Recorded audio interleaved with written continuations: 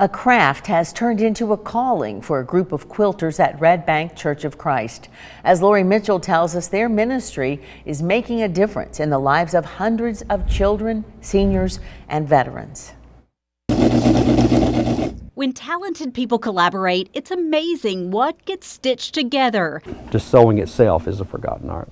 Mike Goodson started a quilting ministry at Red Bank Church of Christ. The idea was simple: bring people together and teach them a new skill. We could have young people, older people at the congregation, and they could commingle and they could pass on their talents to the next generation. But the project turned into much more. During its more than 6-year history, the group, which meets weekly, has made quilts for newborns, dialysis, Alzheimer's, and cancer patients, seniors, kids with special needs, and soldiers serving overseas. During the pandemic, they helped doctors and nurses too. We made thousands of masks that we sent all over the country because people couldn't get masks, and then they ran out of surgical caps, so we had to make surgical caps. The group started with donated supplies, sewing machines, thread, and fabric, and donations have kept the project going. But the word has gotten out, and people realize sometimes they have all this material that they don't know what to do with,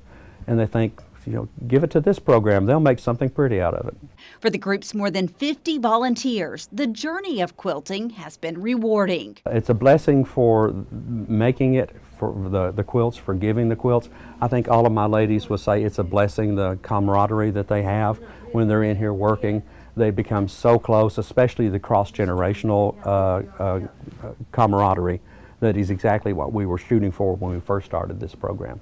For Goodson, what they've done is powerful. He will always remember presenting a quilt to the mother of a U.S. service member who was killed in Afghanistan. I held her and she cried uncontrollably, and I never will forget that day.